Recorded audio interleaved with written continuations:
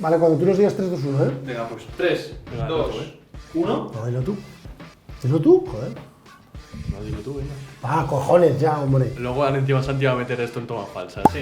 No, pero dilo tú, por favor, que prefiero. Vale. Venga, disparar, no será tan difícil la pregunta. Y por cierto, Nacho, o sea, me he dado cuenta, y perdóname que lo diga, ahora me vas a permitir que lo diga, me he dado cuenta que tú tienes sangre valenciana. Bueno, sí, porque mi padre era alicantino. Sí, sí. Pero tienes sangre valenciana, o sea, te has conectado mucho con Valencia. Sí. Algo habrá, ¿no? Voice Mod es valenciana, o sea, Demium arranca en Valencia. Dilo, venga, Valencia, el ecosistema valenciano. El ecosistema valenciano para mí El es ecosistema valenciano es brutal. Lo que ha hecho este hombre, Juan Roig, para apoyar el emprendimiento en Valencia, a mí se me saltan las lágrimas cada vez que voy a Lanzadera y veo la atmósfera que hay creada. Brutal, No, es la leche, es la leche. Sí, lo que me parece brutal, que siempre lo digo, es que lo haya montado en Valencia y funcione en Valencia. Oye.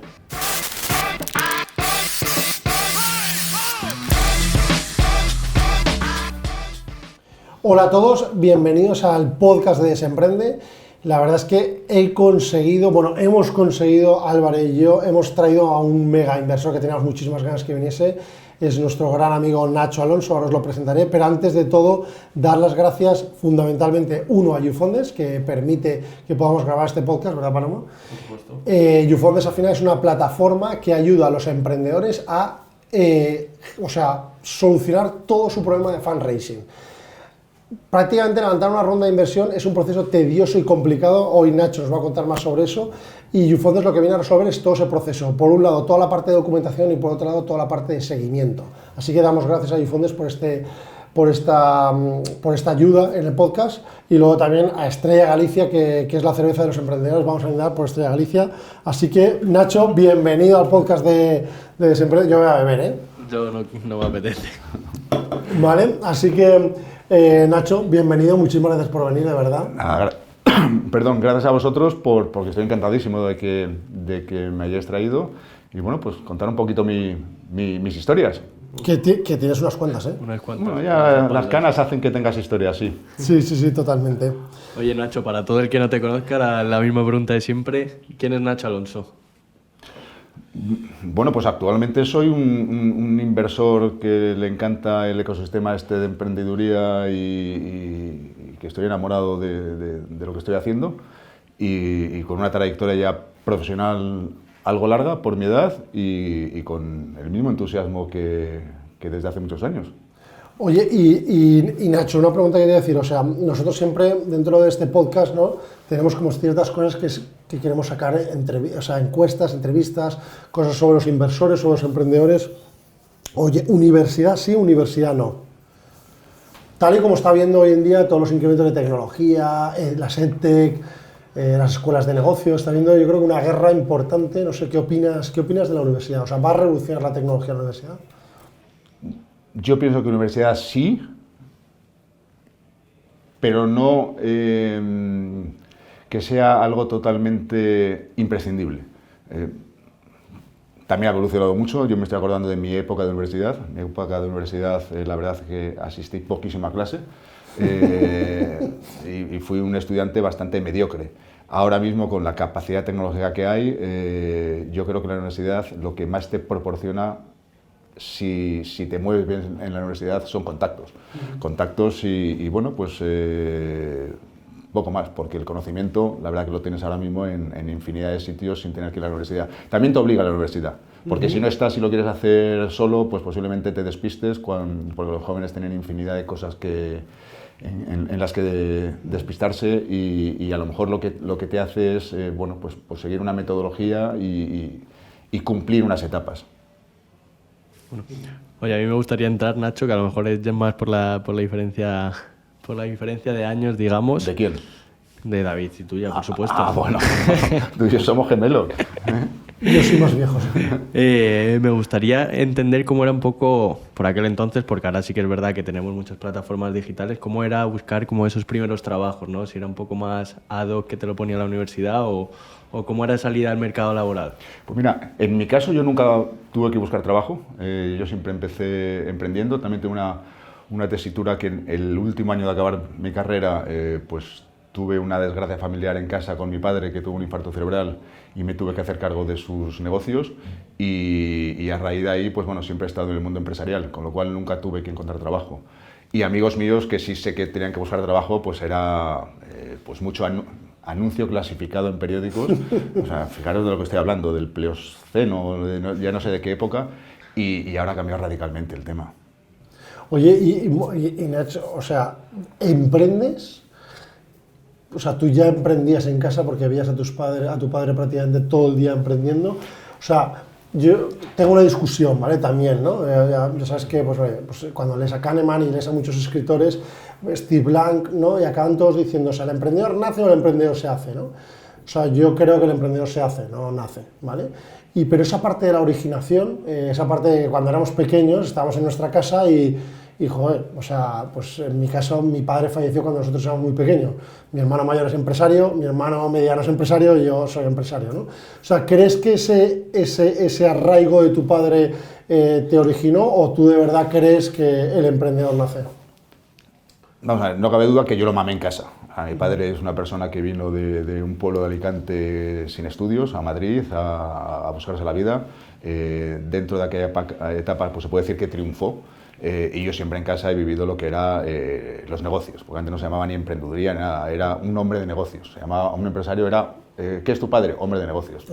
Y yo desde pequeñín pues empecé a trastear un poco bueno, intentar sacarme unas perrillas y siempre con la ilusión de acompañar a mi padre cuando pudiese, que desgraciadamente tuvo que ser mucho antes, y ponerme al frente de sus cosas sin ninguna preparación y con una situación pues un poquito delicada por la situación que había de endeudamiento en la familia. Pero bueno, al final es armarte con una coraza, sacarlo adelante y con entusiasmo, con buena cara y diciendo siempre la verdad y apoyándote en la gente, pues yo creo que sales de las dificultades. Bueno, muy interesante porque, joder, o sea, entonces, ¿qué opinarías? ¿Nace, se hace? Un mix. Un mix, ¿no? He encontrado mucha gente que no ha tenido nada en su entorno de emprendimiento y ha sido emprendedor, sí, y mucha gente que lo ha tenido todo de emprendimiento y no lo es, con lo cual... un mix, ¿no? Un mix. Vale, vale. ¿Y cómo fueron esos primeros pasos cogiendo la empresa familiar? Me gustaría... Bueno, porque a mí también me pasó con la empresa de mi madre, que yo no la cogía en la totalidad, le echaba una mano, pero sí que es verdad que siendo tan joven al final como que tienes que tener esa mentalidad o digamos esa madurez, ¿no? Para poder hacerte cargo. Pues sí, sobre todo además una etapa muy dura de una crisis galopante en España, ya os decía que con negocios con una deuda tremenda y enfrentarme con 23 o 24 años recuerdo, pues a sentarme desde con los recaudadores de la Seguridad Social, inspectores de Hacienda, ejecutivos de banca, pues decirles mi verdad, lo que me pasaba, que me ayudasen. La verdad es que tuve mucha suerte y encontré a gente encantadora que me ayudó. Tuve episodios muy desagradables que no quiero ni recordar, gente que me quiso hundir en la miseria, que luego pasan cosas.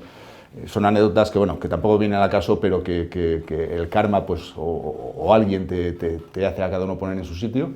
Y junto a eso pues empecé también con los amigos que había hecho en la carrera, con mi ambición o con mi ilusión de emprender, pues empezar a juguetear también en primeros episodios emprendedores, con fracaso tras fracaso, pero que es lo que me fue curtiendo y sobre todo pues ir aprendiendo de infinidad de sectores. Porque, Nacho, ¿esta empresa es Mexifoods o es...? No, al principio de mi padre era hostelería y agricultura y intermediación inmobiliaria. Es decir, empecé a tocar un poquito todos esos sectores. Totalmente distintos, ¿eh? Totalmente distintos. Yo llegó un momento en que, además me acuerdo de buenos amigos que me decían, Nacho, no puedes estar sabiendo de todo. Claro. Entonces, yo siempre me he catalogado un poquito como un buen médico de familia, que es un poquito de todo, pero no estoy especializado absolutamente en nada. Al final, como también mi inquietud y mis ganas de conocer cosas, pues te va abriendo muchos caminos, pero efectivamente sectores totalmente diferentes y bueno, pues al final con esfuerzo tienes que salir adelante. ¿Y estas empresas que pone aquí, Citricoto? Pues mira, Citricoto es una empresa agrícola que explotaba 15.000 cítricos en la provincia de Murcia. pues lo mismo, sin tener ni idea de agricultura, pues tenerte que apoyar en gente que sabía, con todas las dificultades de un sector horrible, mientras estabas con hostelería en Madrid, mientras estabas con alimentación en... Y bueno, pues ya te digo, rodeándome de buena gente y sacando las cosas adelante, pues he podido llegar hasta aquí y estar con vosotros, así que... No es poco, no es poco. Yo antes, eso sí, antes de todo esto tenía un pelo, una melena tremenda, pero claro, imagínate, todas esas son las cicatrices que te va dejando, te va dejando la vida. Las sigues teniendo.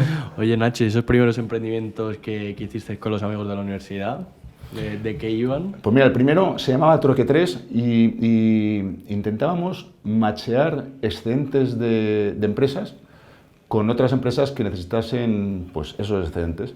Claro, imagínate en una época que no había tecnología. Entonces, eso era buscar en clasificados pues una empresa de textil que había hecho una tirada de toallas y le había sobrado esa temporada pues 1000 toallas. Y buscar una cadena hotelera que quisiese 1000 toallas y hacer el match y llevarte una comisión. Lo hicimos, montamos la empresa, la constituimos, nuestra primera empresa, hicimos nuestra foto, que salimos además en un periódico, no me acuerdo en cuál. Los 3 socios, empresarios ya con 23, 24 años, no hicimos ningún match. O sea, fue una ruina tremenda, pero ningún match. Tuvimos que cerrar a los pocos meses. De ahí saltamos a importar salmón de Escocia, salmón salvaje de Escocia ahumado en barriles de viruta de whisky. Sonaba fenomenal. En vuestra cabeza. En nuestra cabeza tuvimos que acabar... Bueno, es que son cosas que ahora te hacen gracia, pero que tuvimos que acabar incluso dando a ganadería los salmones para que se lo comiesen porque no lo vendíamos. Adquirimos una bodega de vino en Rueda. Bueno, el compromiso de la compra de una bodega de vino en la época de Mario Conde, que pues, tenía una bodega que como molaba, tenía además unos silos interiores y unas cuevas tremendas del siglo XVIII.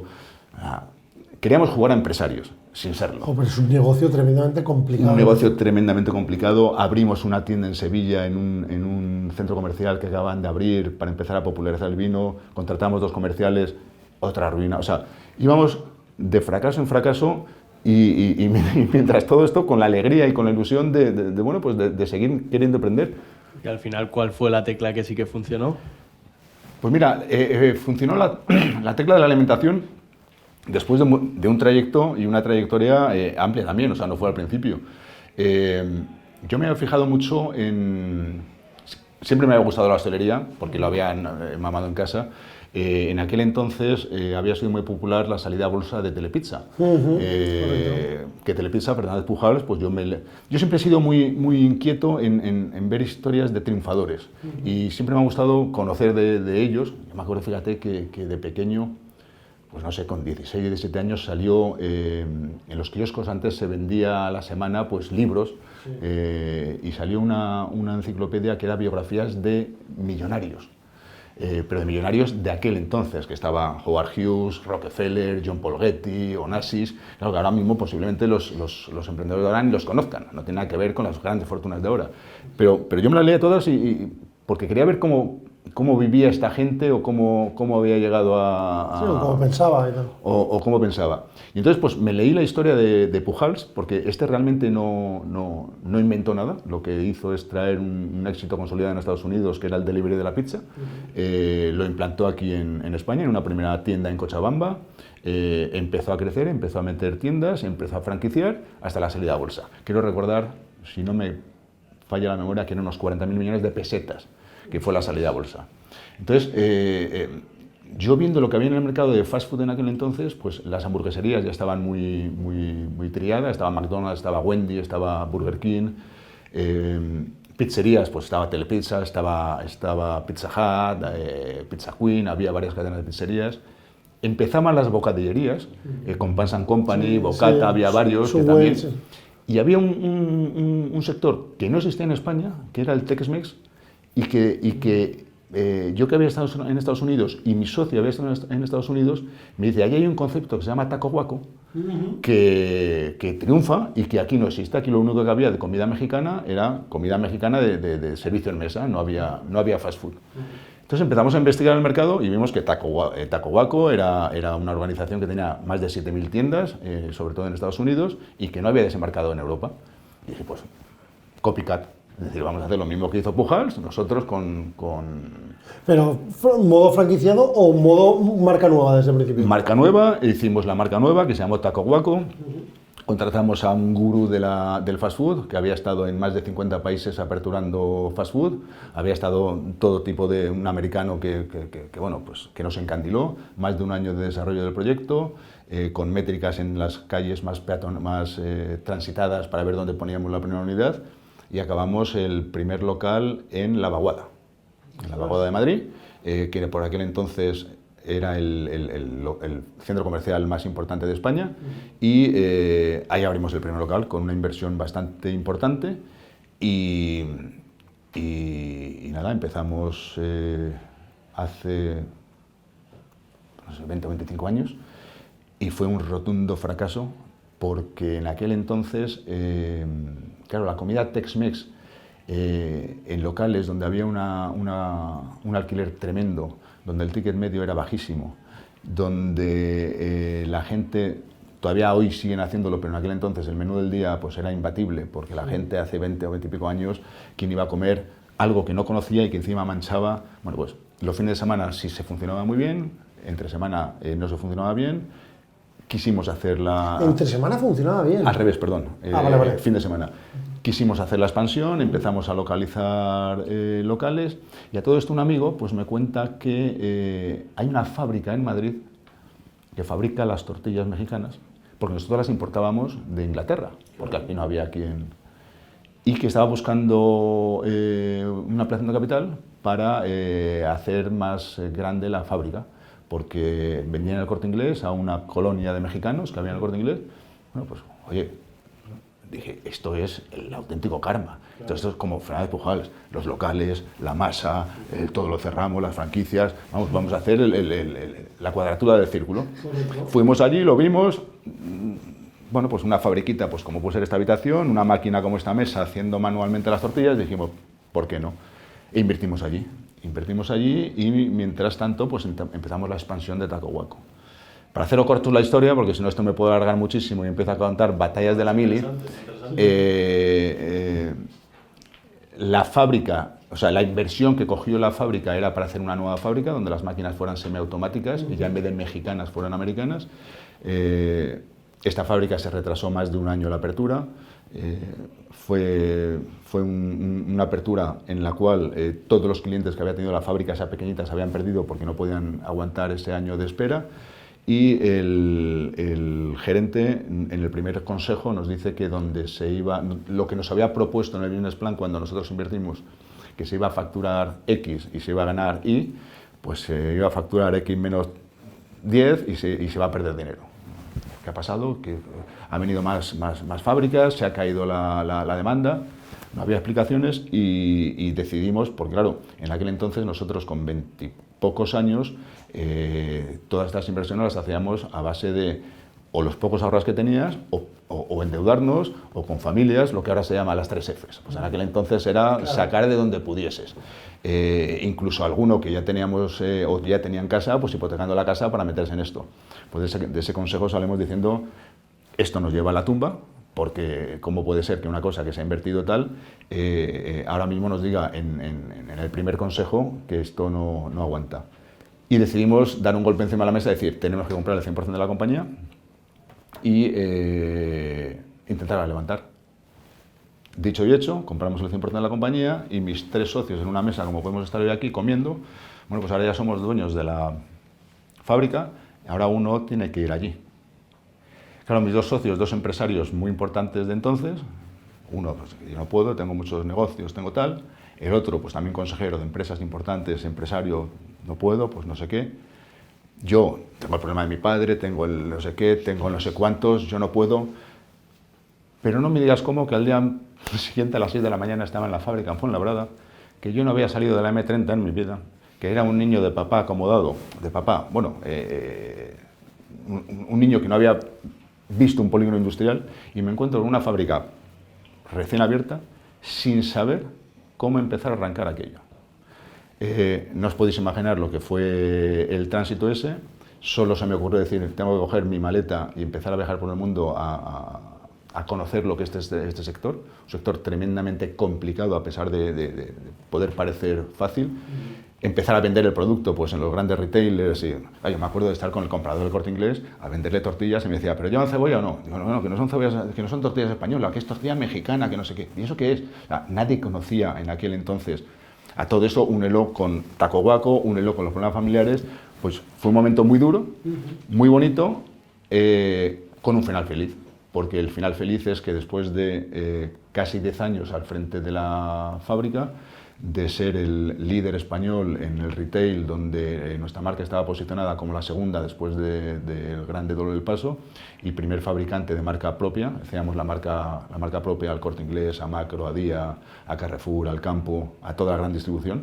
Empezamos también ya a internacionalizarnos, la fábrica funcionando con nuevas líneas de producción 24/7, o sea, un cambio totalmente radical, a base de mucho tesón, mucho esfuerzo, de rodearme de equipos muy, muy buenos, de gente que tuve la suerte, porque yo tampoco sabía buscarlos, tuve la suerte de cruzarlos por la vida, de decidirme también a viajar mucho, a conocer el sector este, y tuvimos la suerte de que la gran empresa mundial de este tipo de comida pues quería instalarse en el sur de Europa, porque en Estados Unidos tenía más de 100 fábricas, en Europa tenía en Inglaterra, en Italia y en Holanda, pero en el sur de Europa pues no tenía ninguna. Entonces tenía dos opciones como las grandes corporaciones. Una empresa que cotizaba en 2 bolsas, en Nueva York y en México, y tenía 2 opciones, o montar de los de cero o comprar a uno que estuviera establecido. Bueno, pues tuvimos la suerte de que se fijó en nosotros, porque había otro competidor, y llegamos a un deal en el cual... pues bueno, se hizo un buen múltiplo. Se hizo un buen múltiplo y es lo que de hecho me permitió a mí empezar a meterme en el mundo de la inversión. Porque en ese momento, cuando ya lo vendimos, yo me salí de ese negocio y con mi socio dijimos, ¿cómo nos reinventamos ahora? Pues ya con una edad madura, con algo de dinero en el bolsillo, pues vamos a ayudar, te hablo en el año 13-14, vamos a hacer, que ya se empezaba a oír de las startups, pues vamos a hacer de hermano mayor de todos estos emprendedores, de enseñarles pues todo ese camino de espinas que hemos pasado, pues nos lo han dado por todos lados, de todos los colores, y a esa gente, pues oye, ayudarles, mentorizarles, que no caigan en los mismos errores que hemos cometido nosotros, y bueno, pues mover un poco la inversión y ver dónde podemos llegar. Y así es como nació Pinama.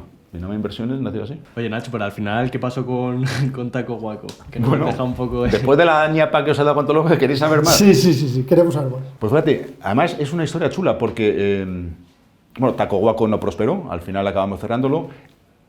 Ese local, tenías el local de la Vaguada y... Ese local teníamos dos firmados, uno en Valladolid, en Zaratán, y otro en Valencia.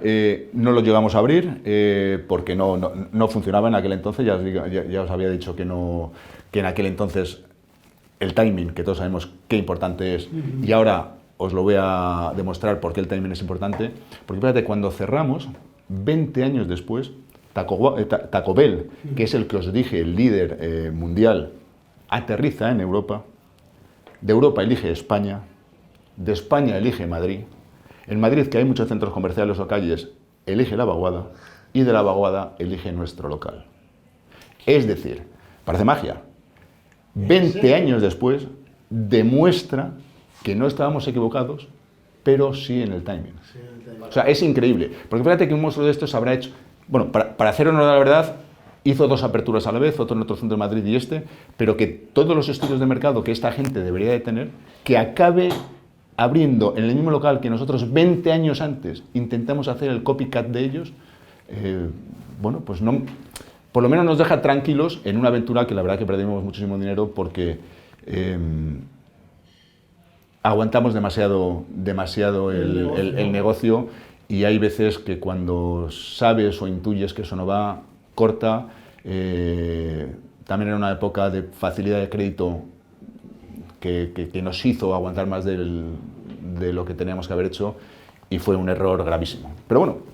Y Nacho, ¿y quién operaba Taco Guaco y quién operaba esta compañía de las tortillas? O sea, ¿tú operabas las dos o había alguien que operaba una? No, yo. ¿Las dos a la vez? Sí. Ostras. más todo lo otro Ahí que te fuiste decía con tu ideología. de los limones, de la hostelería, de las otras cosas, pero bueno, al final con buenos equipos también, Ya, eso es cierto. y además, todo estoy hablando a nivel, o sea, no son grandes empresas, se podía llevar. Qué bueno. Oye, pues yo creo que vamos a entrar ya en la sección más donde Nacho Alonso aterriza en el ecosistema emprendedor. Empiezas ahí, ya tienes unos ahorrillos y dices, vamos a empezar a ayudar a estas personas y montáis un superclub que yo he conocido y que se llama Pinama, que lo fundamos entre 3 socios, que de hecho Pinama viene de Pi es Pipe, Na es Nacho y Ma es Manu. Fijaros qué nombre, o sea, no nos rompimos mucho la cabeza. De ahí sale Pinama, que fuimos los 3 socios fundadores, y empezamos pues a invertir en startups.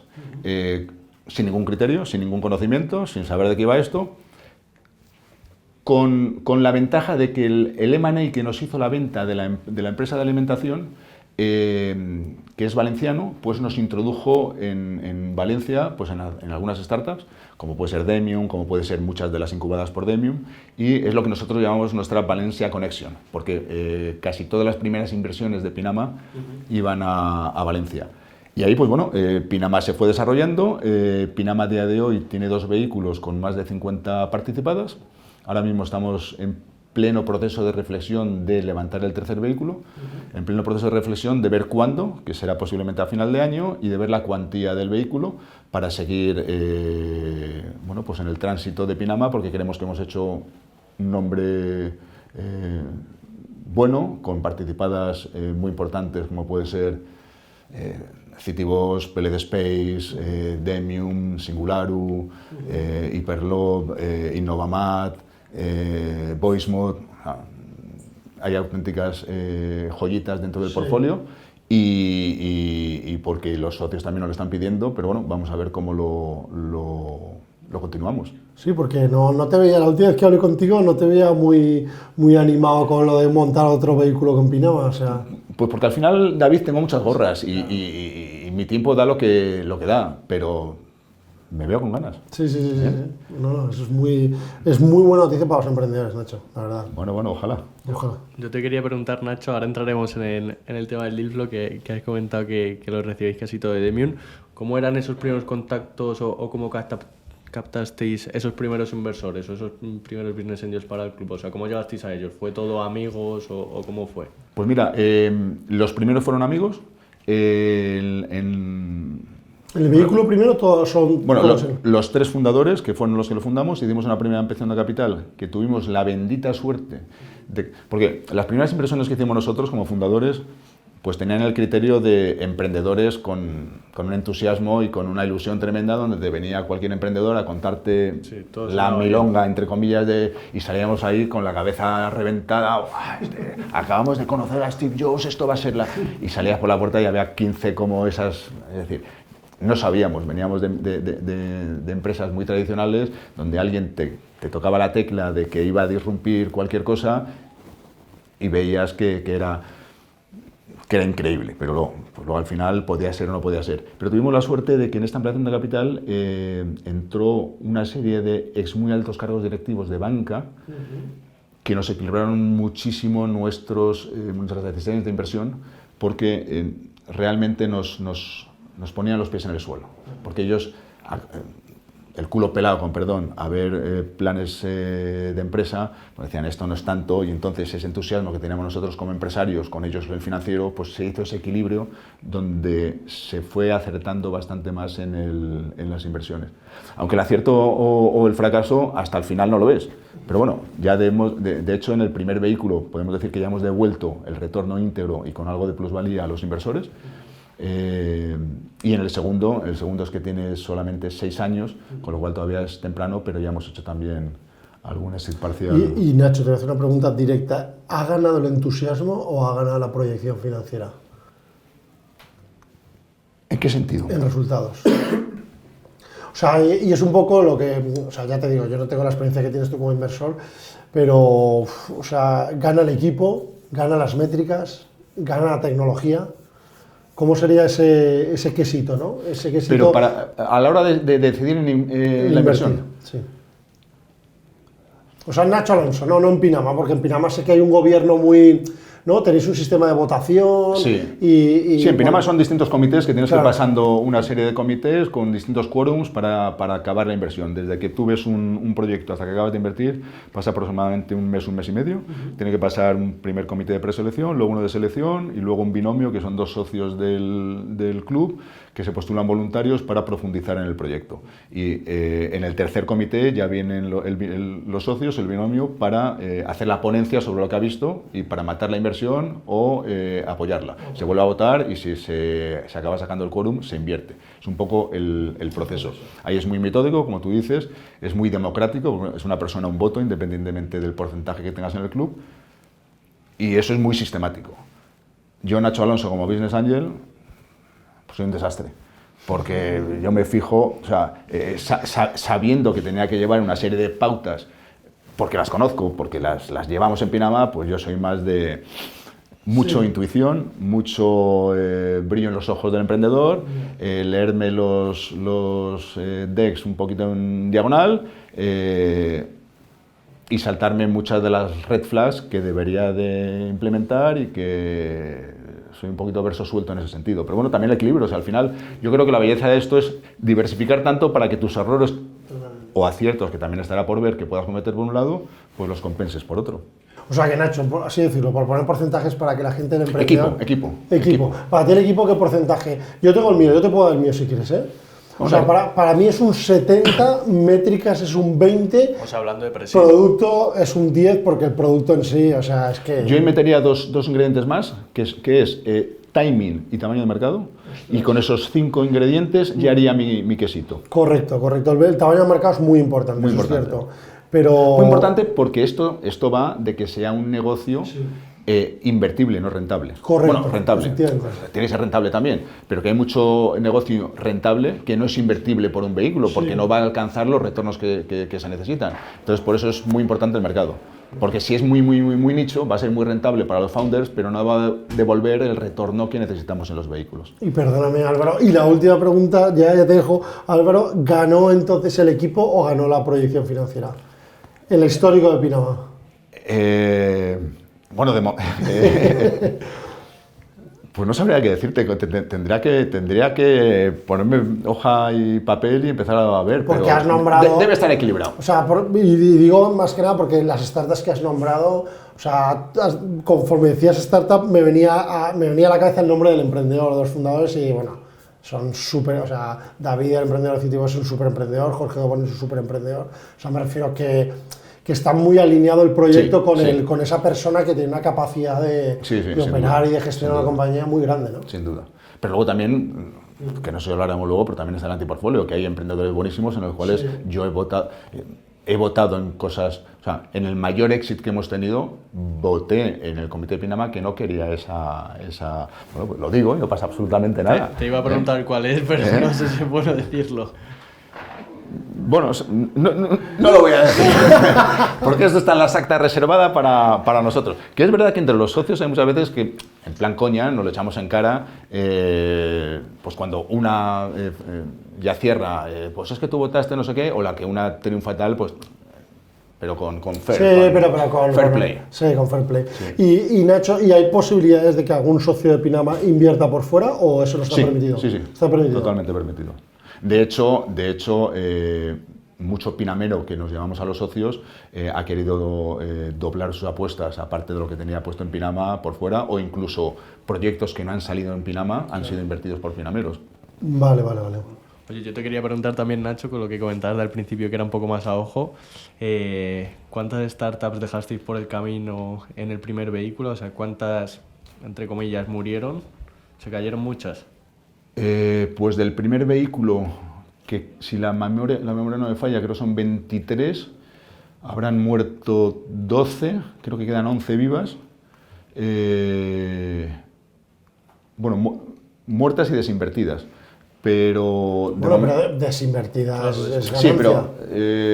sí. O sea, habéis ganado... Pero el ratio de momento, el teórico del 80 muertas 20, lo estamos superando a mejor. A mejor, es decir, claro. nosotros más o menos tendremos un 60-40. 60 muertas, 40 vivas. Y de esas 40 se saca rentabilidad. De esas 40 el objetivo, y que creo que lo vamos a cumplir, es hacer un por 3. ¿En el segundo vehículo o en el primero? En el primero. En el primero. ¿Y el múltiplo más gordo del primero? Un por 17. Por 17. Sí. ¿Y se puede decir el nombre de la startup? VoiceMod. ¿Qué? VoiceMod. Pepino de proyecto también, ¿eh? No, sí, VoiceMod. Y por cierto, Nacho, o sea, me da cuenta, y perdóname que lo diga, ahora me vas a permitir que lo diga, conforme anda, o sea, estamos caminando en toda tu entrevista, Nacho, me da cuenta que tú tienes sangre valenciana. No, bueno, sangre valenciana. Bueno, o sea, sí, porque mi padre era alicantino. Sí. O sea, tienes sangre valenciana, o sea, te has conectado mucho con Valencia. Sí. Te has conectado mucho con la comunidad valenciana, o sea... Algo habrá, ¿no? VoiceMod es valenciana, o sea, Demium arranca en Valencia. Dilo, venga, Valencia, el ecosistema valenciano. El ecosistema valenciano para mí es El ecosistema valenciano es brutal. De hecho, con esta Valencia Connection que os he comentado antes, tuve la gran suerte de introducirme en lo que es el mundo Marina de Empresas, que para mí es algo de quitarse el sombrero. O sea, lo que ha hecho este hombre, Juan Roig, para apoyar el emprendimiento en Valencia, a mí se me saltan las lágrimas cada vez que voy a Lanzadera y veo la atmósfera que hay creada, que es algo que vamos, que las administraciones tenían que pagarle a este hombre por todo lo que está haciendo, porque es totalmente brutal. Con EDEM, con la escuela que han montado, todas las incubadoras allí, que se ayudan entre ellos, Angels, el vehículo de inversión que también es brutal. No, es la leche. Sí, lo que me parece brutal, que siempre lo digo, es que lo haya montado en Valencia y funcione en Valencia. Me refiero, si lo montas en una de las grandes ciudades, como puede ser Madrid o Barcelona, que al final son como los dos puntos de emprendimiento en España. Y además luego dirigidos por gente maravillosa, que desde aquí les mando un saludo a Tony, a Javi, a Marta, a Pepe. O sea, es que son gente encima luego encantadora, que te abren las puertas, que te ayudan. Yo solamente tengo reconocimiento para ellos. No, es de admirar, ¿eh? O sea, de verdad que lo que ha hecho Lanzadera y Juan Roig sobre todo es de admirar. Pero y qué pena que es valenciano, ¿eh? Qué pena que le azoten tanto en ciertos sectores. Bueno, pero bueno, ahí hay de todo. Hay que luchar contra ello. Ahí hay de todo. Entonces montamos el segundo vehículo con más ilusión todavía. ¿Importe el segundo vehículo más o menos? 3 millones. 3 millones, oye, muy bien, ¿eh? 3 millones. ¿Y cuántas participadas hay? Unas 30. Unas 30. ¿Y por ahí cómo va el porcentaje? Pues como solamente tiene 6 años este vehículo, pues prácticamente el 90% están vivas. Están vivas. Hemos hecho algún exit parcial, en empresas también muy punteras, porque nos gusta nuestro objetivo siempre es en aquellas que creemos que van a despuntar y tenemos siempre una oportunidad de salida, de liquidez. Yo siempre además aconsejo todas las oportunidades de liquidez que haya, cogerlas, porque es un mercado súper ilíquido. Lo que pasa es que si una empresa que tiene muy buena pinta, y si puedes, pues déjate siempre lo que llamo yo una fichita para ver cómo acaba la película. Entonces, si te dejan dejar la fichita. Si te dejan. Si te dejan. Que de momento nosotros hemos tenido la suerte que sí. Que os han dejado. Sí. Sí, porque los VCs se están volviendo muy de bajar aguas abajo, aguas arriba y tampoco te dejan dejar la fichita, ¿eh? Pero bueno, y de esas startups, o sea, una que digas que es el buque insignia del Fondo 2. Pues mira, Innovamat, que es una EdTech que va como un tiro, PLD Space, que va a lanzar un tiro, no que vaya como un tiro, va a lanzar un tiro, y además en estas fechas ya tenemos todo preparado para el lanzamiento del primer cohete ahí en Arenosillo con toda la parafernalia y con una ilusión tremenda. Fíjate si tiene importancia que si se consigue este hito, que ojalá se consiga, España se va a convertir en la 10ª potencia mundial con capacidad de lanzar un vehículo al espacio. Eso como marca España tiene tal importancia que, vuelvo a repetir, yo lo he hablado con el presidente de PLD Space, que los organismos públicos españoles tenían que llevarles en volandas porque es tan sumamente importante para un país. Estamos hablando que sería la 10ª potencia mundial con esa capacidad. Es de locos, es de locos. Y que sea una startup nacida en Valencia o cerca de Valencia. Casualidad de la vida. Casualidad de la vida y esa pinta muy bien. Hyperloop pinta fenomenal. Hay muy buenas compañías en el segundo vehículo. Oye, ¿cómo generáis todo este deal flow? O sea, ¿cómo os llega? Bueno, ahora ya es fácil porque ya tenemos un recorrido muy importante. Nos apoyamos mucho en su día en Demium, porque fue una de las primeras participadas. Con todo el deal flow que generaba Demium, nos lo traspasaban. Y luego mucho de referencias. Referencias de emprendedores que les ha gustado un poco nuestra metodología. Sobre todo siempre hemos sido o hemos intentado ser muy rápidos en las decisiones, no marear al emprendedor. Es decir, cuando han pasado los comités, 24 o 48 horas le decimos si ha pasado o no ha pasado. Es decir, esto de que mucho fondo les marean a los emprendedores no nos gusta. Eso también pues, ha creado una empatía con nosotros importante y bueno, pues por infinidad de redes. Bueno, pero vosotros no, digamos, no buscáis deal flow de forma proactiva, os llega todo a vosotros. Si hablamos de Pinama, nos llega. Date cuenta que al ser bastantes socios y todos pues en el mundo, no todos, muchos en el mundo empresarial y emprendedor, pues les llega por muchas fuentes y lo que hacen es de alguna manera padrinar un proyecto al analista para que lo pase a los comités y entonces pues hay muchas vías de entrada de deal flow. Bueno, Nacho, entonces básicamente para todos nuestros emprendedores, ticket mínimo y ticket máximo que inviertes a nivel personal en proyectos. ¿Como business angel? Sí. Entre 10 y 40. 10 y 40. Vale, perfecto. Y luego también me han dicho un pajarito, Nacho, que hemos montado un nuevo club. Sí. ¿Y ese nuevo club nos lo vas a contar o no nos lo vas a contar? Sí, el club de Impact Angels. Esto nace pues en un momento de reflexión interior mía. Que, no con cervezas, ¿no? Pues a lo mejor con cerveza, posiblemente con cerveza, que es cuando mejor pienso. Sobre todo yendo a muchos eventos donde todo el mundo de la inversión en impacto, pues cada vez se oye más. Todo esto me empieza en mi cabeza a rondar. En los eventos voy viendo cada vez más interés en invertir en impacto y empiezo a pensar que tengo que hacer algo. Tengo que hacer algo porque tengo en mi interior pues un vacío que lo quiero sacar, sin saber qué es. Pero sí algo de impacto. Y empiezo pues a tomar cafés con gente que me inspiraba, que había escuchado en podcast, pues que invertía en impacto, que había emprendido en impacto, pues para ver si alguno me iluminaba y me decía cuál era ese vacío y que me ayudase a hacer algo. Porque no sabía si emprender, si invertir, o sea, cómo hacerlo. Emprender no me apetecía porque... que también luego si quieres lo cuento, que yo pensaba que no iba a volver a emprender y luego si tenéis 2 minutos cuento un emprendimiento brutal que hicimos hace 3 o 4 años, que es meterme a productor de teatro musical, que esa es otra cosa que también tendremos... Yo te quería preguntar sobre eso. Tendremos que hablarlo porque es un proceso que para mí ha sido... ¿Locura? Increíble. ¿Qué no has hecho? Bueno, me queda mucho por hacer todavía. Y entonces pues empecé a tomarme cafés con gente que me inspiraba, pues... Me senté con Pablo Melchor de Ayuda Altruista, que os recomiendo a todos que os metáis en su página web porque es una ONG donde monitoriza todo el euro que donas y sabes perfectamente en qué va y cómo se gasta. Es increíble esa iniciativa. Me senté con Antonio Espinosa de los Monteros, de Aguara, para que me explicase todo ese proceso. Además me río mucho con él y se lo digo porque yo no lo conocía, lo había escuchado en un podcast, quedé con él a tomar un café y salí del café invirtiendo en Liux, en el coche eléctrico suyo. Digo, vamos a ver, si yo venía que me hablases de otra cosa y me has sacado aquí. Muy bueno, Antonio. O sea, Antonio es aparte otro mega emprendedor. Mega emprendedor, mega persona y está haciendo un proyecto de coche sostenible brutal que se llama Liux, que me tiene totalmente loco. Aprovechamos para invitar a Antonio, por favor, vente al podcast, nos encantaría que nos contases tu historia. Le llamaremos. Y nadie me decía qué tenía que hacer. Decía, quedé con José Moncada de la Bolsa Social, con varias gente, pues un poco contándoles mi vacío. Nacho, eso surgirá. Hasta que un día me llama José Moncada y me dice, Nacho, ¿te acuerdas de ese café que tomamos? Pues ya tengo lo que creo que te falta. ¿Por qué no montamos un club de Impact Angels para aglutinar business angels que quieran invertir en impacto? Coño, me sonó a música celestial.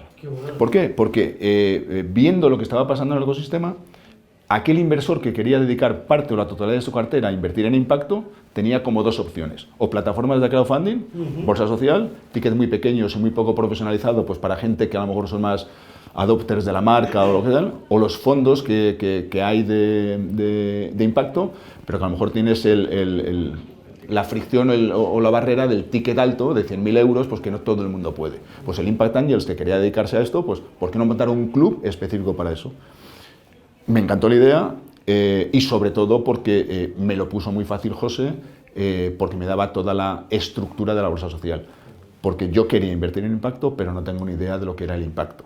No sé cuáles son los KPIs de impacto, no sabía medir lo que era el impacto. Entonces, me dio mucha tranquilidad el tener ese sustento, por eso se llama el Club de Impact Angels Powered by la Bolsa Social, porque todo el deal flow nos viene a través de ellos, viene analizado por los analistas de la Bolsa Social, viene perfectamente identificado con todo lo que realmente esta inversión requiere. Y nada, empezamos en octubre-noviembre del 22, y en febrero se ha terminado ya con 40 socios, ha sido en un tiempo récord. Ya hemos hecho la primera inversión. Bueno, ayer precisamente se aprobó la segunda inversión, ya tenemos 2 invertidas, con ticket medio de 100.000 euros, y con el objetivo de que el club invierte en esa compañía de impacto y luego se pasa a la plataforma de crowd. Con lo cual es muy bueno, ¿por qué? Porque el emprendedor casi de una tacada cierra la ronda entre el club y la bolsa, y así se dedica a foco a lo que se tiene que dedicar. Y no tiene que estar en el fundraising eterno que casi siempre están. Y nos hace una tremenda ilusión porque han venido socios con un perfil profesional brutal, de grandes corporaciones, con una inquietud muy grande en invertir en impacto, y que también nos ha abierto nuestra capacidad de networking con ellos interesantísimo. Y estamos ahí dándole duro porque además creo, honestamente, que parte de mi cartera de inversiones tenía que estar dedicado a esto. Porque es verdad que en Pinama o en las mías pues tenemos algún proyecto de impacto, pero no intencionadamente buscado. Entonces yo necesitaba tener un club que intencionadamente quieras invertir en esto. Oye, una pregunta. Si no entra la bolsa social, ¿no entráis vosotros? ¿O viceversa? O sea, ¿tenéis que ir de la mano? Tenemos que ir de la mano. Tenemos que ir de la mano. Pero la bolsa social como crowdfunding o la bolsa social como VC. La bolsa social como crowdfunding, lo que pasa que también si la oportunidad es grande se lo presenta al fondo de bolsa, al VC. O sea, que tenéis que ir juntos siempre. Tenemos que ir juntos. Oye, y Nacho, y como prácticamente estás en casa, estás sin hacer nada prácticamente, tienes pocas cosas que hacer, Pinama, emprendimientos, el Club de Impact Angels, pues dices, ostras, pues me meto también en Aeban, ¿no? O sea... Bueno, esa es mi parte institucional, que también, pero todo es por empujar el Que no ecosistema. haces nada, que no te quita tiempo. Pero es que lo hago egoístamente, porque cuanto más haga crecer el ecosistema, entiendo que más retorno Eso es cierto. vendrá a mí. Y como creo en el karma, y como mi buen amigo Jesús Alonso Gallo siempre dice, y él me lo ha imbuido, que el karma al final acaba devolviéndote lo que tú aportas, pues bueno, pues esa parte institucional también me gusta. Y ahora hablando en serio también porque se necesita realmente dar un empujón a lo que es la inversión privada en España, tanto de Business Angel como Club de Business Angel. Eso me hizo estar en las 2 asociaciones más grandes que hay en España. Aeban, que es un poco como la patronal, que es la Asociación Española de Business Angel, en la cual estoy en la junta directiva. Y luego Big Bang, Inversores Privados, que es la Asociación Nacional de Business Angel, con más de 200 socios. Ahí se aglutinan desde Business Angel a VCs, Corporate y Family Offices, y con ámbito nacional y con la sana intención y objetivo de hacer crecer el mundo de los Business Angel. Porque los Business Angel, o sea, realmente meterse en Business Angel es muy difícil. Sí. Primero porque tienes que tener cierto patrimonio, segundo porque tienes que tener cierto conocimiento, y entonces la mejor manera de meterte en este mundo de la inversión, yo siempre digo que es ir acompañado. ¿Y qué es la mejor manera de ir acompañado? Pues ir acompañado de asociaciones o de clubs o de redes. ¿Por qué? Porque primero te va a llegar deal flow de más calidad. El Business Angel o el inversor que invierte en startups que no hace eso, que invierte en pocas inversiones, 1, 3, 5 inversiones, lo más normal o lo seguro es que la 1, 3 o 5 inversiones las pierda. O sea, eso es estadística pura. Tú tienes que tener un portfolio de invertidas para batir realmente la estadística. Y la estadística ya hemos dicho que 8 de cada 10 mueren, con lo cual si inviertes en 3 o en 5, pues por estadística van a morir. ¿Qué es lo que suelen invertir? Pues el típico profesional que a lo mejor pues tiene cierta capacidad de ahorro y la vecina, la hija de la vecina del quinto ha montado una startup y inviértele 5.000 euros, se lo invierte y lo va a perder, es que eso no sirve de nada. Entonces, apóyate en las asociaciones, en el cual vas a tener buen deal flow, van a tener vehículos de coinversión, en el cual vas a tener esa cesta de invertidas que te va a minimizar el riesgo y sobre todo vas a hacer networking y vas a aprender. Porque de ese potencial business angel, no de los que se dedican profesional o semiprofesionalmente a ello, como puedo ser yo, pero hay muchísimo profesional, arquitectos, aparejadores, médicos, abogados, que tienen una capacidad de ahorro de 5 o 10.000 euros al año, que le gustaría invertirlo en esto y no sabe cómo. Y al final, ¿qué es lo que suele hacer? Invertir en real estate, que es lo que se invierte casi todo, o en productos financieros que te ofrece el banco, que no siempre es lo mejor para el inversor, sino que es lo mejor para el banco. Y que se quieren meter en la startup y no saben. Pues por eso desde las asociaciones estamos promulgando y haciendo lobby con las administraciones públicas para que realmente ayuden a montar clubes de inversión para que toda esta gente pues, pueda ir acompañado y todo esto retroalimenta el ecosistema. Porque se ha ayudado mucho al emprendedor con la nueva ley de startups, se ha ayudado mucho al VC, a los hermanos mayores, pero es que para que el VC invierta en el emprendedor tiene que tener una serie de rondas y alguien, es decir, que hay ahí una vía que no se ha atendido y que estamos desde las asociaciones intentando ayudarlo. Y entonces, pues bueno, ahí en Big Bang estoy de vicepresidente segundo y ayudando también pues a hacer crecer todo esto. Porque como me sobraban esos días, decías que me sobran esos días de tiempo, pues los dedico a ello. Oye, pues súper interesante, ¿eh?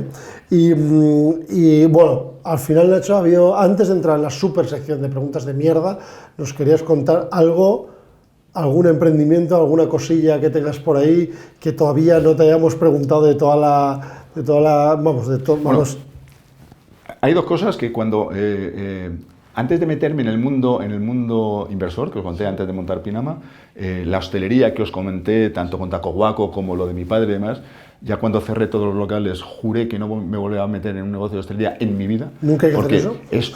Es un negocio precioso, sí, que me apasiona, pero súper sacrificado.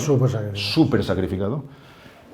La primera inversión que hicimos en Pinama fue hostelería, con lo cual me tuve que tragar todas esas palabras. También, yo luego me autodefiendo yo mismo, y yo me hago mi reflexión, digo, pero yo no he montado una hostelería, yo he invertido en hostelería, hoy los gestores lo llevan, yo no lo voy a gestionar, entonces me autoengaño, pero bueno. Fue bien, que es lo importante. Sobrevive. Sobrevive. Y os quería contar una cosa muy chula que yo tampoco quería ya emprender porque, bueno, pues en todas estas cosas que he hecho, pues he tenido mucho personal y a mí el tema de las nóminas ha sido algo que me ha llevado siempre... Asusta. De cabeza. He tenido cierta empatía con los empleados, ha llegado momentos en empresas donde mi puerta estaba abierta y tenía, eso parecía el consultorio de la mula Francis, la gente contándome sus problemas, bueno, pues de alguna manera coges empatía con los empleados. Y luego pues los cierres o los problemas o despedir o todo eso, pues nunca lo he llevado bien. Y el negocios problemáticos que no alcanzas a tener la nómina, retrasar, todo eso me hizo que una vez que me metí en el mundo de la inversión dije, no quiero volver a emprender. Pues hace 3 o 4 años, además en un proceso totalmente rocambolesco, mi socio de Pinama me dice, Nacho, quiero presentar al comité un proyecto que no tiene nada que ver con lo que vemos, porque no es tecnológico, pero que lo quiero presentar al comité. Digo, pues preséntalo, eres co-founder, tienes todo el derecho del mundo, haz lo que te dé la gana. Ya, pero ¿qué quería saber tu opinión? ¿Qué es? Dime de qué es. Dice, es un musical que ha escrito un cura. Y digo, tú estás gaga. Tú estás loco. Bueno, preséntalo, pero vamos, te aseguro que no va a salir. Preséntalo si quieres. Para hacer la historia corta, es el único proyecto de los más de 1000 proyectos que hemos visto en Pinama que todos los comités han salido por unanimidad. Que si lo piensas es imposible, porque en los distintos comités nunca somos los mismos socios. Claro. Bueno, pues algo tenía ese musical que salieron todos por unanimidad. Pinama invierte, pero mi socio y yo nos hacemos productores e invertimos con nuestro dinero en el musical para hacernos productores del mismo y hacer una creación de un musical desde cero sin tener ni puñetera idea lo que es la industria de los musicales. Pero un proceso totalmente enriquecedor, con todo tema de dificultades, en un año en el que era el año de récord de nuevos musicales en Madrid, venía el nuestro, en el cual teníamos que empezar a descubrir cuáles eran los mejores creativos que había en esta industria. Una vez descubiertos, tú le ibas a contar que, pues un poco lo mismo que le dije yo a mi socio, a los grandes creativos, a los gurús de escenografía, de música, de absolutamente todo lo que ibas a montar, y te miraban y decían, no, un musical que ha escrito un cura y que ha hecho antes, nada. O sea, y además un año de máximos estrenos donde tenemos trabajo para aburrir. Hoy puedo decir que los mejores creativos de los musicales, que han hecho todos los mejores musicales en la historia de Madrid, han trabajado para nuestro musical. Qué bueno. O sea, segunda magia de este musical, todos los comités de Pinama, unanimidad, todos los creativos, unanimidad. Lo hacemos en plan MVP, hacemos hasta un crowdfunding para sacar parte de la inversión, una inversión que el primer año el presupuesto era de 5 millones de euros, estamos hablando de un musical de gran formato, y donde hacemos una especie de MVP diciendo, bueno, esto es una gran apuesta, ¿qué vamos a hacer? Vamos a estrenar en algún teatro, en alguna provincia, pues teatros pequeños, de 200 butacas, 300 butacas, y si funciona, pues ya llegaremos a Madrid. Al primero que vamos, que es a Valencia. Bien. Siempre sale Valencia. Con el propietario del teatro, pues le contamos que vamos a alquilar el teatro para hacer una nueva obra. Qué bien, pues encantados, nos ven serios, gente tal, gente razonable. ¿Y qué es? Pues es un musical escrito por un cura de la historia de Jesús. Nos mira con una cara, eso no está de moda, eso no, que tiene que ver que está de moda. No, que luego yo me enteré que los propietarios de los teatros no quieren que se estrenen obras que puedan ser un fracaso, porque luego se queda como estigmatizado el teatro, entonces solamente quieren grandes títulos. No, pues de alguna manera le convencemos porque nos ven gente seria, gente madura, con canas. Bueno, pues venga, pues vamos a ver entonces, ¿qué productora sois? ¿Qué habéis hecho antes? Nada. Claro, la segunda nos dijo, mira, vamos a dejarlo. Salimos de esa reunión pues diciendo, es que esto nos va a pasar absolutamente en todos los teatros. Yeah. ¿Qué hacemos? ¿Qué hace un emprendedor? Montar un teatro directamente. Vamos a construir un teatro. Estaba claro. Estaba claro. Empieza a localizar una carpa para montar un teatro, una carpa grande. Claro. Localizamos una carpa para montar un teatro efímero que es el más grande que se ha construido en Europa para 1.100 localidades. Tú encuentras la carpa, tienes que hacer toda la infraestructura técnica para que eso se convierta en un teatro, pero tienes que buscar una ubicación. Ponte en Madrid a buscar una ubicación, no hay en ningún sitio. Los que hay, bueno, o sea, no te puedes imaginar todo esto ya gastando dinero, todo esto que el deadline te va comiendo. Y a través de una amistad nos dicen que en IFEMA hay un patatal, allí en una esquina, que vayamos, que a lo mejor ahí se podría hacer. Mandamos a los técnicos, miden y dicen, mira, esto cabe como, vamos, más justo que, pero cabe. Cierra. Empezamos, en 5 meses construimos una obra de arte que además estamos muy orgullosos de ellos, sobre todo por la sonoridad que se consiguió, también con un proceso que cuando se levantaron esas carpas, con el director de sonido que viene conmigo, me acuerdo perfectamente, que entra, ve ese monstruo y hace, y me hace, Nacho, no podemos. Digo, ¿cómo? Esto no tiene sonoridad, esto es imposible, no me jodas, Javi, no me jodas. Lo conseguimos. Bueno, para haceros cortar la historia, 2 temporadas, una primera temporada de un éxito brutal. ¿Cuántos números? La han visto 600.000 personas, tanto en directo como en streaming. Y ahora lo que estamos es intentando, vino la pandemia, una serie de cosas que nos hizo cerrar prematuramente la segunda temporada, y ahora la ilusión nuestra es llevarlo a LATAM, pero ya no de productores. De productores ya hemos tenido nuestra ración de producción, que ha sido muy intensiva y muy chula y muy ilusionante, porque nosotros como nuevos en este sector, yo personalmente me he mamado toda la creación desde el proceso que ha sido brutal del casting. O sea, el casting, alquilamos un cine en la Gran Vía y había casi 800 personas en la calle, en la cola con el número. Yo dentro como productor me creía el jurado de La Voz con mis directores. ¿Qué pasa el siguiente? No. eso es brutal. Y yo veía una chica cantando y decía, esta la cogemos. No vale. ¿Cómo que no vale? Pues que soy el productor, que no vale. No, ir a ver los talleres de escenografía, ir a ver los ensayos, ir a ver... En los ensayos hasta que teníamos el teatro, en un local que ensayábamos, todos los ensayos, todos, y cuando hablo todos, teníamos que cortar 2 o 3 veces el ensayo, la regidora con las cajas de Kleenex, todo el mundo llorando. O sea, la obra fue brutal, se han hecho cosas además benéficas muy chulas, ha habido magia, en ese teatro ha habido magia, ha habido momentos donde había una escena que el protagonista, que era Jesús, interactuaba con el público, y obras benéficas que hemos hecho con enfermitos, ahí ha pasado algo. Oye, muy bueno, muy bueno, muy bueno. Me emociono todavía recordándolo. Sí, se te están poniendo los ojos llorosos.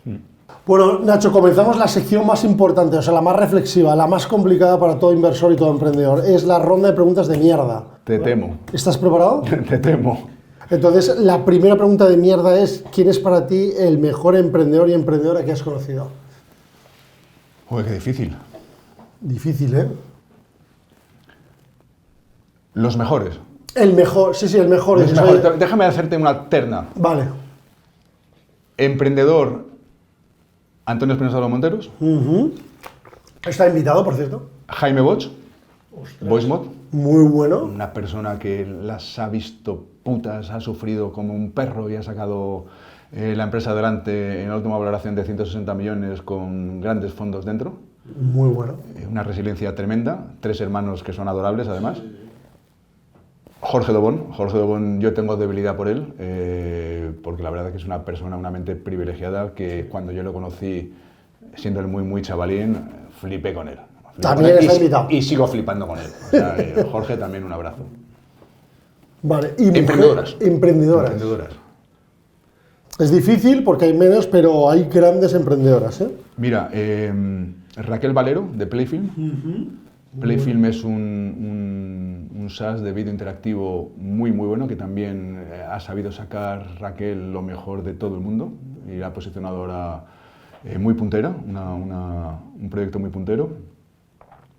Diría Cristina Aristoy, de Singularu. Qué bueno. También de empezar a vender joyas online, a tener ahora un imperio en la joyería, tanto online como offline, con más de 40 tiendas y con una expansión tremenda. Ah, bueno, y una última inversión que he hecho yo a título particular en Hub Carpool, Paloma, que es un encanto de chica y con una potencia y con unas ganas que te transmite todo. Muy bien, muy bien. Bueno, oye, próximo unicornio. ¿De los míos? En general. En general, el que tú quieras, puedes elegir el que tú quieras. Bueno, pues voy a elegir de los míos. Liux. ¿Vale? Y PLD Space. Muy buena. Vale, importante, Nacho, tienes que pasarte un mes de vacaciones desde el día 1 hasta el día 30 o 31, diría, desayunos, Esto comidas. queda grabado, ¿no? Un mes de vacaciones me vas a dar, ¿no? Queda mes grabado. Tienes un mes de vacaciones y tienes que elegir a un emprendedor para irte un mes de vacaciones con él y luego, si quieres, también podemos hacer ejercicio con el inversor. O sea, ¿con qué emprendedor te irías un mes de vacaciones, desayunos, comidas y cenas?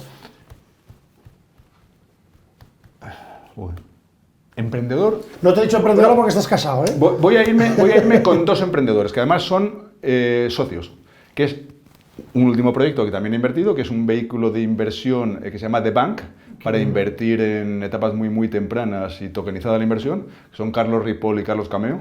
Son 2 emprendedores que me alucinaron cuando los conocí, y divertidos, y que me hacen sentirme de su edad. 5 años menos. Qué bueno.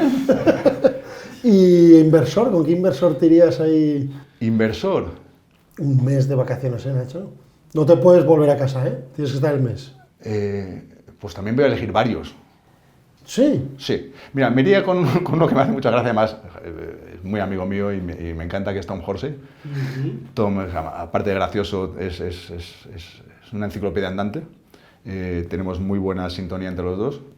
Me iría con Manu Nieto, que también ha levantado un fondo ahora, First Drop, con el cual le tengo mucho cariño y también es una gran persona.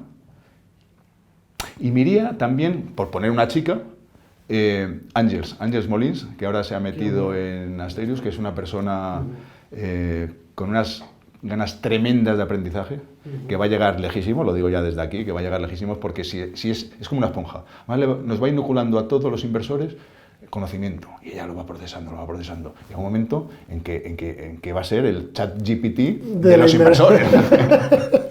Qué bueno. Oye, tenemos siempre aquí, Una guerra. David y yo, un partidillo personal, que es, yo soy, digamos, más proactivo o activo a media tarde por la noche, por las mañanas soy un poco zombie, y David al revés, prefiere despertarse a las 5 de la mañana y aprovechar las mañanas. ¿Nacho es animal nocturno o animal diurno? En cuanto al trabajo, no en cuanto a las copas. En cuanto a las copas, yo te recomendaría que fueses nocturno. El Nacho de ahora ¿Sí? es diurno. El Nacho estudiante y primera etapa profesional, totalmente nocturno. Bueno, yo... O sea, yo, por ejemplo, toda la carrera la estudiado de noche. ¿Pero por qué? Porque nadie me miraba y hacía lo que me daba la gana. Entonces era, bueno, gran error, porque de noche lo único que tenía era sueño y estaba haciendo pues cosas que no debía. Pero ahora diurno. Pero, o sea, si tuvieras que darle el punto a uno de los dos equipos... Diurno. Diurno. Sí. Perdón.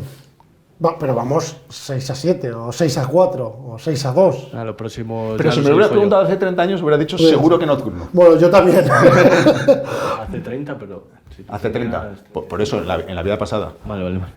Luego, Nacho, siempre jugamos a un jueguecito de, oye, Nacho, imagínate, no existe el ecosistema emprendedor, no existe startup, no existe inversión, no existe nada de esto, y tienes que elegir una profesión, pues oye, una profesión de las de antaño, ¿no? O sea, puedes decir panadero, puedes decir lo que tú quieras. Lo tengo clarísimo. Lo tienes clarísimo. Porque es una ambición frustrada que no he conseguido, que es ser hotelero. Hotelero. Hotelero. Tener un hotel. O una cadena de hoteles. Nacho, eso Sí, suena, sí. eso suena Fíjate, en ti eso, que lo vas a montar en breve.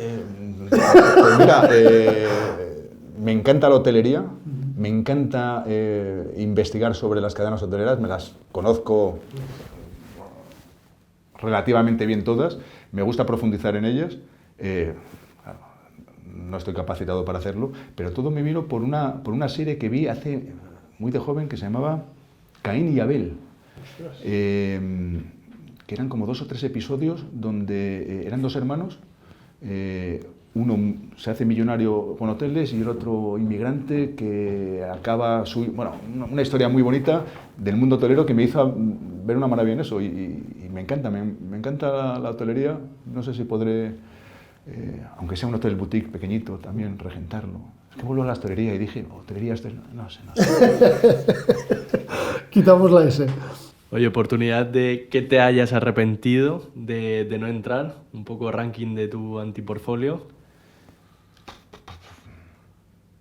Binext. Ostras. ¿Qué ocurre en Binext? Binext tuvimos la oportunidad y no entramos. Bueno, ahí Álvaro te puede... Oportunidades así últimas, que me encantan los emprendedores y no me metí. No, pero Nacho, o sea, ¿tuviste la oportunidad y dijisteis que no o tuviste la oportunidad y os quedasteis fuera? Nosotros nos tuvimos la oportunidad y votamos que no. ¿Votasteis que no a Binext? Votamos que no a Ostras. Binext.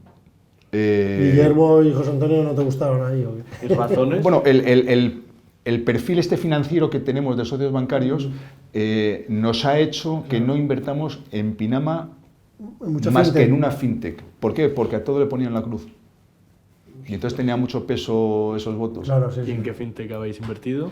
En Orbin, Fellow Funders, tiene bastante de fintech, sobre todo ahora por las cosas que están haciendo. Qué bueno. Y se me ha escapado también Belka. Ostras. Emilio No me parece brutal. Tenders también es otro proyecto que me lo mandó mi amigo René de Jong y no me lancé. Al final el antiportfolio es muy grande. Muy grande. Bueno, y bueno, oye, Nacho, en los eventos, cuéntanos los eventos. ¿Te vas el primero, te vas el último? Yo sé que a ti te gusta la cenita, te gusta... Me gusta la cenita, me gusta la cervecita y me gusta la copita, que luego me arrepiento al día siguiente de la copita. Sí. Todos los eventos me arrepiento, pero es que... Bueno, Nacho, ahora no lo está escuchando nadie, esto no lo va a escuchar absolutamente nadie. ¿A qué hora te fuiste en un día de evento? No muy tarde. 6 de la mañana. No. 2, 3, no más. Oye, 2, 3 está bien, ¿eh? Porque al día siguiente yo he escuchado a los emprendedores. Vaya un poquito tarde. Aparece por el pabellón a las 12, 12 y A media. las 12, sí. Eso es lo que te da permiso tener un poco de canas ya, ¿no? Apareces un poco tarde y nadie te dice, nadie te regaña. Totalmente. Oye, yo para cerrar, Nacho, nos has contado muchas historias, pero una historia que no fueses a contar en un podcast o nunca hayas contado, ya para poner el broche final. 2 chorradas. Una fíjate, en la época de la industria de las tortillas mexicanas, se organizaba en Las Vegas el congreso de la tía. Además era muy gracioso que yo en aquella época, cuando alguien me preguntaba en qué trabajaba, decía, pues mira, yo pertenezco a una organización que se llama La Tía, que La Tía, no sé si os acordáis, que era el Mortadelo y Filemón, lo del club de Mortadelo, me miraban, y dice, y además soy tortillero. Tortillero de La Tía, claro, imagínate el cachondeo que había en aquel entonces. Bueno, pues La Tía, que era la Tortilla Industry Association, organizaba el congreso todos los años en Las Vegas. Se estuvo haciendo durante 10 años. Al tercer año mi mujer me pregunta, ¿pero tanto avanza esta industria para que tengas que ir todos los años a Las Vegas? Y digo, no te puedes imaginar. Era la misma industria, pero vamos, esa semanita en Las Vegas durante 10 años seguidos no me lo podía quitar nadie. Entonces eso, Marta lo he tenido que contar, pero... No te preocupes que luego lo cortamos y nadie lo ve. No, a Marta se lo enviaremos. Para que Nacho invite a Marta a Las Vegas. Vamos a ver, esto es un poco chascarrillo de coña. Es verdad que no evolucionaba, pero al final el networking es vital. Y posiblemente gracias a toda esa exposición también allí, pues acabó el éxito que tuve con esto, que si no, vete tú a saber. Que por eso también es muy importante ahora, como digo yo, el exponerte a los eventos, que yo llevo también un año viajando muchísimo a los eventos. Estoy encontrando muchísima satisfacción de conocer gente, de ampliar. Este ecosistema va mucho de personas, ¿verdad? Y de conocer la gente y de entablar esas relaciones, sobre todo en la inversión. A mí se me manda Jesús Alonso, Tom, René, se me mandan inversores de muchísima referencia a los que le tengo yo en un pedestal a todos, porque tienen un track record tremendo. Me manda oportunidades de inversión y si me lo han mandado 1 o 2 de ellos, pues ya lo veo con una tranquilidad tremenda, que no te garantiza nada, pero sí te ayuda mucho que si gente tan referente lo ha visto, pues todo eso, todas esas relaciones se hacen persona a persona en los eventos. Y luego no olvidemos que el mundo de la inversión, dentro de su dificultad que pueda tener, pero lo más difícil es la desinversión. Y la desinversión te la tienes que trabajar. Y yo me he dado cuenta desde que tenemos el primer vehículo de Pinama, que está totalmente invertido, o tienes unicornios que te van a tocar a la puerta, o si no, te tienes que trabajar la desinversión igual que te trabajas la inversión. ¿Y cómo se trabaja la desinversión? Exponiéndote, conociendo VCs, conociendo fondos, conociendo inversores, hablando de tu cap table, hablando de tus participadas, y surgen cosas. Pero tú estás... Y surgen cosas. Entonces esa exposición te hace esas posibilidades de desinversiones o de coinversiones, que también es importante. Por lo cual, toda esa red de networking es muy importante y yo la empujo mucho. Oye, Nacho, muchísimas gracias por venir, ¿verdad? Ha costado, ¿eh? Ha costado. A vosotros. Ha costado porque tu agenda es muy complicada, pero la verdad es que, oye, muchísimas gracias por venir. Gracias a vosotros, me lo he pasado genial. Oye, ha sido no sé si os habré aburrido mucho con batallitas, porque cuando me pongo no hay que me pare. No, pero esas batallitas nos han encantado. Yo he de decir que ha sido de los podcasts que más he disfrutado. Yo también. Pues mira, Nacho, me alegro. Cuando queráis me tenéis, ya no sé qué voy a contar, pero algo contaré. Algo seguro que algo rebuscando se encuentra. Perfecto. Oye, muchas gracias por venir. Gracias a vosotros.